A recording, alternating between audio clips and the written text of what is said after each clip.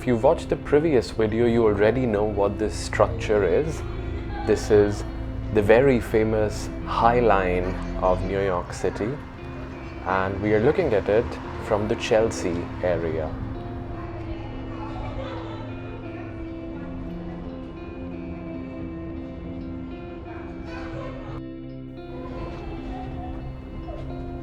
I have no idea why that kid is crying. Maybe she wants to go up the High Line as well.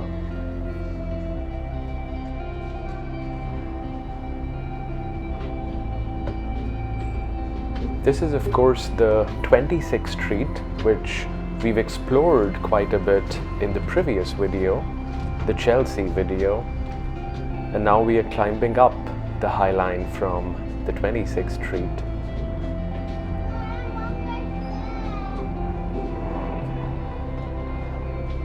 I'm not sure if you recall from the previous video, but the High Line is actually part of a very old freight line that passed through New York City, and what's left of that freight line is actually the High Line of today.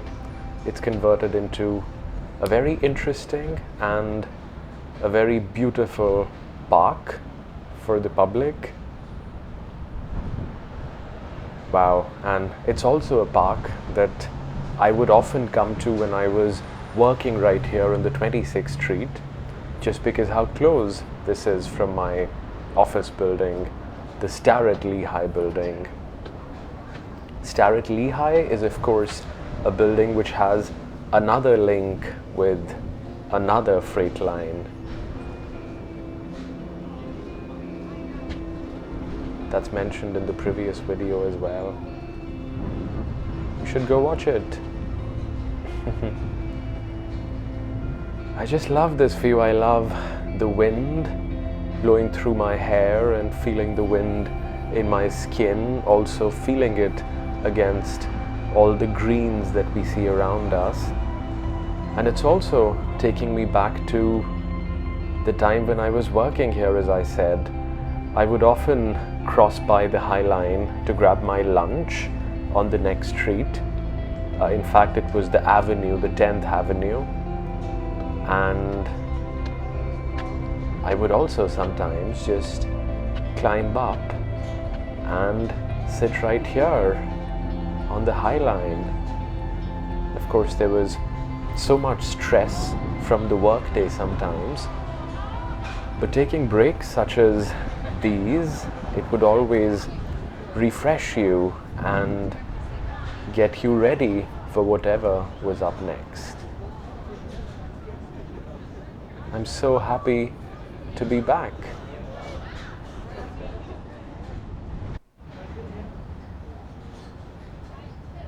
Today's the weekend, that's why we see so much rush here on the High Line. Otherwise, my memories of weekdays spent on the High Line are very different. It'll be very quiet and peaceful. I mean, it still is, in a way.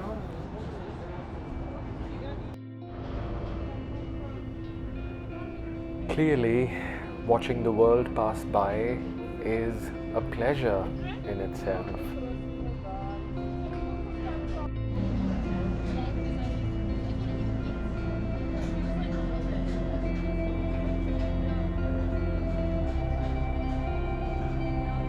The Manhattan skyline contrasted against these beautiful green trees on the High Line.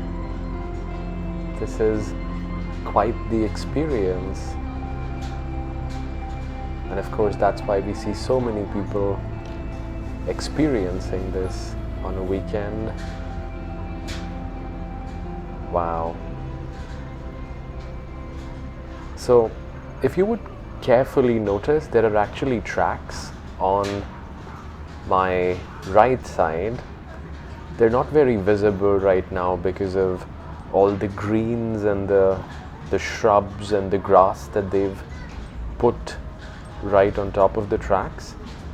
But this was a train track, as I mentioned. This was an elevated line that was supposed to be a freight line. It would bring milk and meat and lots of products from up north.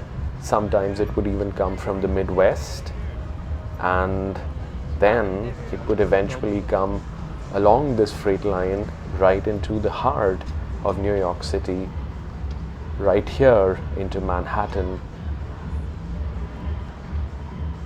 Of course, today we see there's all the modern and beautiful and all this wonderful architecture along the High Line.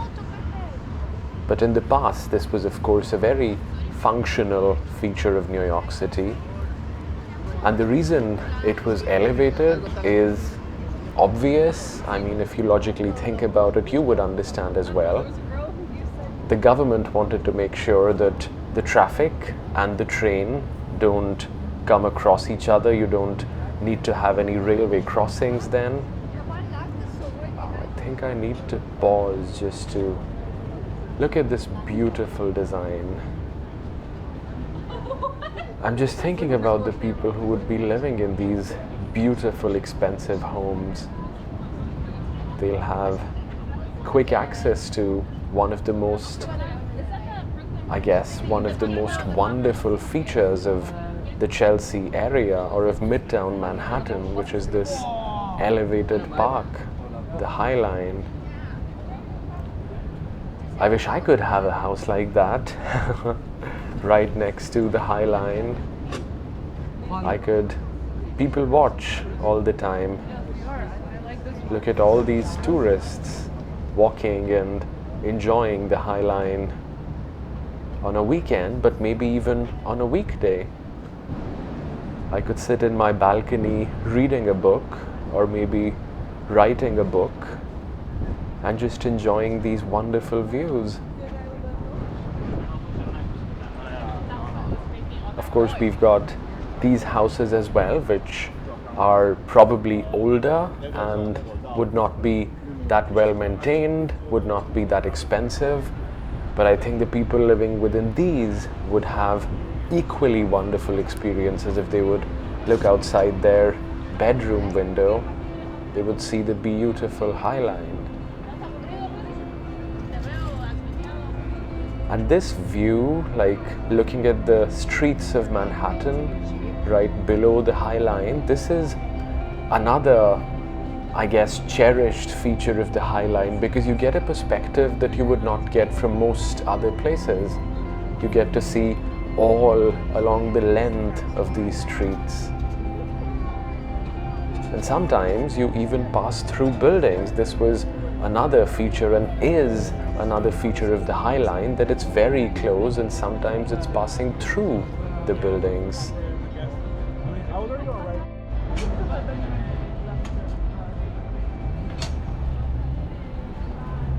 We're about to reach one of the most newly developed parts of New York City, which is called the Hudson Yards.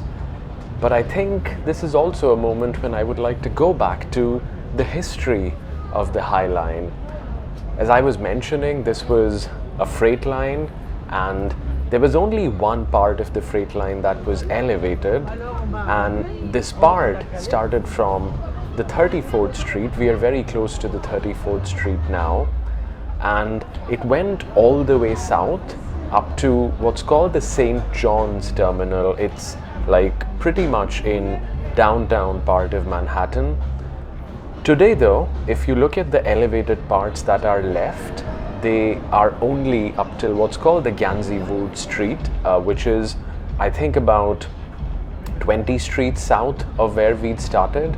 So we kind of started walking on the High Line from the middle of it, and I chose to walk north towards Hudson Yards, but I could have also chosen to walk south and explored the other parts of the High Line. So while that's not something that I'll be doing today, it's definitely something that I could capture and experience and show you people another time very soon. And of course, this building, as you notice, has a bit of this elevated High Line passing through it.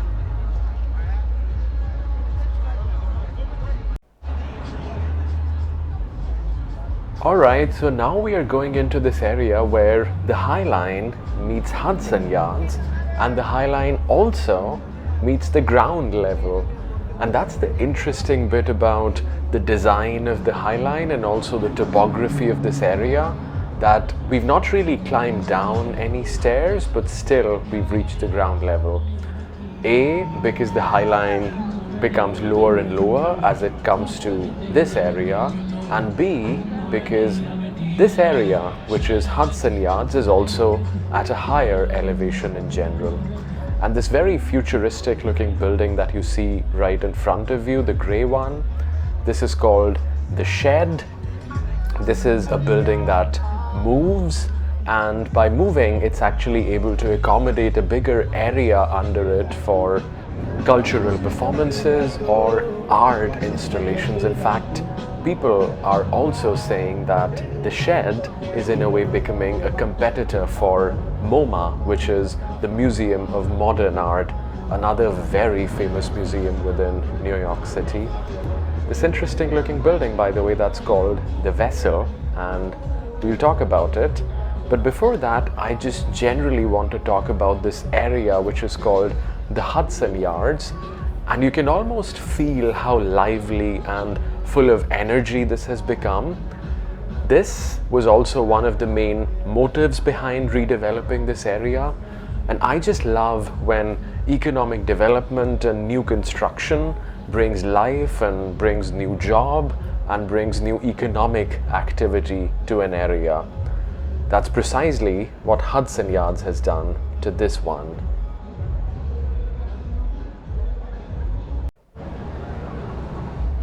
This building is called the Vessel, and as you can see, it really stands out from everything else, given its color and also that mirror finish that you see within this building.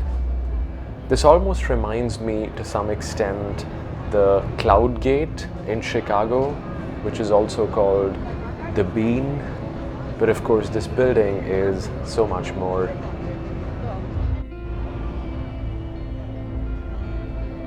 As you've probably figured already, the Vessel is one of those buildings which is built for art and for design and just for bringing people together. Other than that, it's of course not a very functional building per se. And I think this has definitely served its purpose, because it's one of the most pictured spot of New York City, and so many people just want to come and experience this, even though as of now people are not able to climb up the Vessel.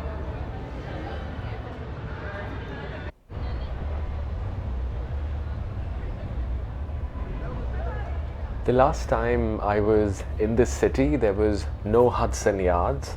I do remember hearing about this fancy new construction that was happening within the city.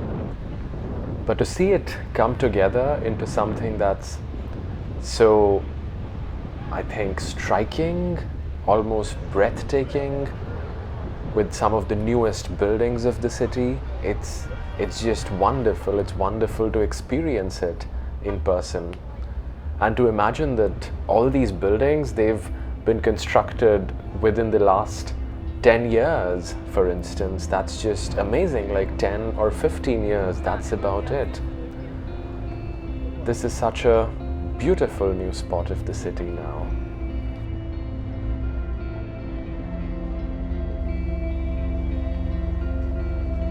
As I'm looking up these very tall buildings, I'm reminded of something that I also mentioned in one of the previous videos, which is about the sheer scale and the sheer complexity that goes into building these extremely tall buildings. It's just mind-blowing.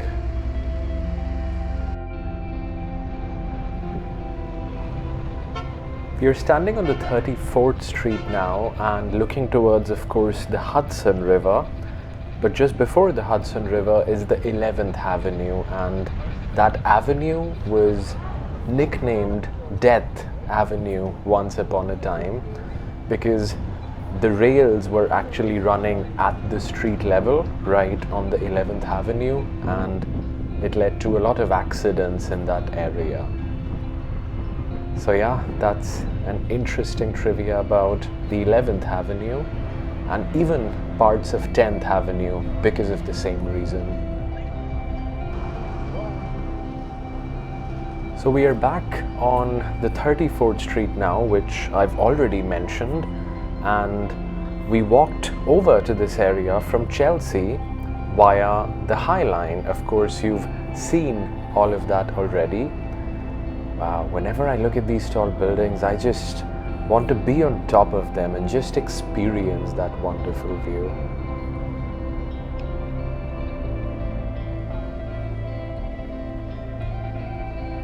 Not a very wonderful view there, but I guess it's still an iconic New York view into the New York trash can.